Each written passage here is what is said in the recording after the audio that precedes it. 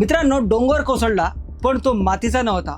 तो होता कचऱ्याचा डोंगर, वर्षानुवर्षांपूर्वीचा. आणि त्या दिवशी तो थेट अंगावर आला. 5 ते 7 जुलै अतिवृष्टी झाली. 650 मिलीमीटरपेक्षा जास्त पाऊस पडला अवघ्या 3 दिवसात. आणि मोशी कचरा डेपोमध्ये घडली एक भयानक दुर्घटना. आज सत्य काय आहे ते आपण जाणून घेऊया.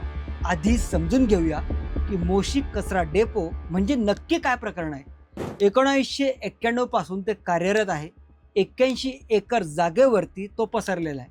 दररोज 1,500 मेट्रिक टनांपेक्षा जास्त कचरा येथे येतो.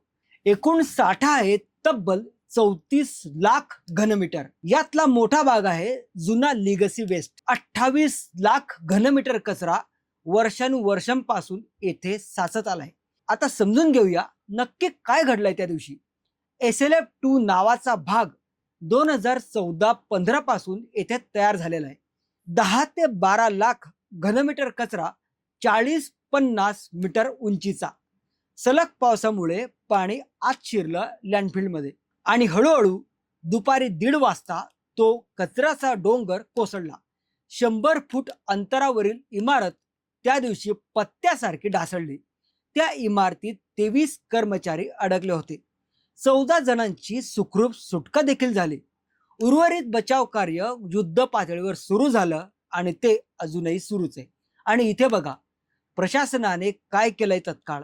तर वीज पुरवठा तत्काळ बंद करण्यात आला. अग्निशमन दल, NDRF आणि लष्कर घटनास्थळी लगेच पोहोचलं. जखमींना तत्काळ YCM आणि इतर रुग्णालयांमध्ये उपचारासाठी पाठवलं. मृतांच्या कुटुंबियांना नुकसान भरपाई जाहीर करण्यात देखील आली. प्रशासन इथं थांबलेलं नाही, हे लक्षात घ्या. आता एक गोष्ट आपल्याला समजून घेणं खूप गरजेचं आहे. पिंपरी चिंचवड शहरात रोज 1,500 टन कचरा तयार होतो. पुढच्या 5 वर्षात हा आकडा जाईल 2,200 टनाच्या वरती. 10 वर्षात 3,300 टनांपर्यंत पोहोचेल हा कचरा. 20 वर्षांनी 5,800 टनांपर्यंत जाण्याची शक्यता आहे. हे आव्हान फक्त मोशीकरांचं नाहीये, तर संपूर्ण शहराचं आहे.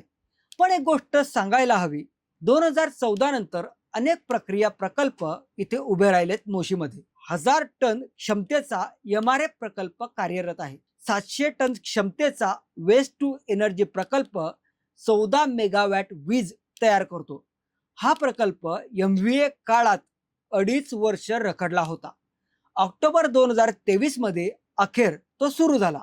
आजवर 2.25 लाख टन कचऱ्यावर सक्सेसफुल प्रक्रिया झाली आहे. 9.5 लाख युनिट वीज आतापर्यंत तयार झाली या कचऱ्यातून.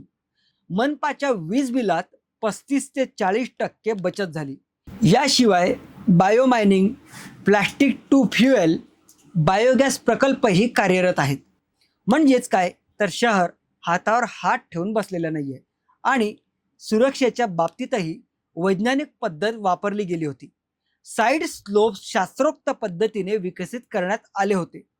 प्रत्येक थरावर मातीचा थर देण्यात सुद्धा आला होता.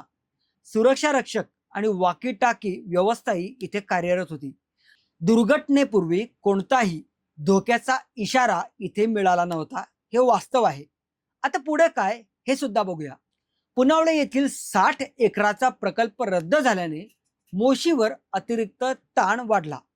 पण भविष्यासाठी नियोजन आधीच सुरू झालंय. 1,500 टन क्षमतेचा नवा MRF प्रकल्प येणार आहे. 27 मेगावॅटचा वेस्ट टू एनर्जी फेज 2 प्रस्तावित देखील आहे. 350 टन क्षमतेचा नवा बायोगॅस प्रकल्पही येणार आहे.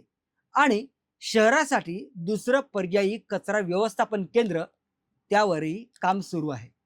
आता शेवटचा आणि महत्त्वाचा मुद्दा, ही घटना दुर्दैवी आहे, यात काहीच दुमत नाही. चौकशी झालीच पाहिजे. दोषी असेल तर त्यांच्यावर थेट कारवाई झालीच पाहिजे. SIT स्थापन करा. गरज वाटल्यास CBI चौकशी सुद्धा करा. पण या दुर्घटनेचं राजकारण करू नका. शहराची बदनामी करणं हे काही बरोबर नाही. कारण खरा प्रश्न आहे शहरांच्या वाढत्या कचरा व्यवस्थापनाचा, आणि तो प्रश्न एकत्र येऊनच सोडवता येईल.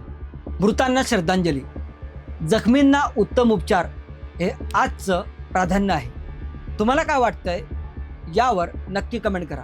अशाच सडेतोड मुद्द्यांसाठी चॅनलला सबस्क्राईब करायला विसरू नका. भेटूया पुढच्या व्हिडिओत. तोपर्यंत जय हिंद.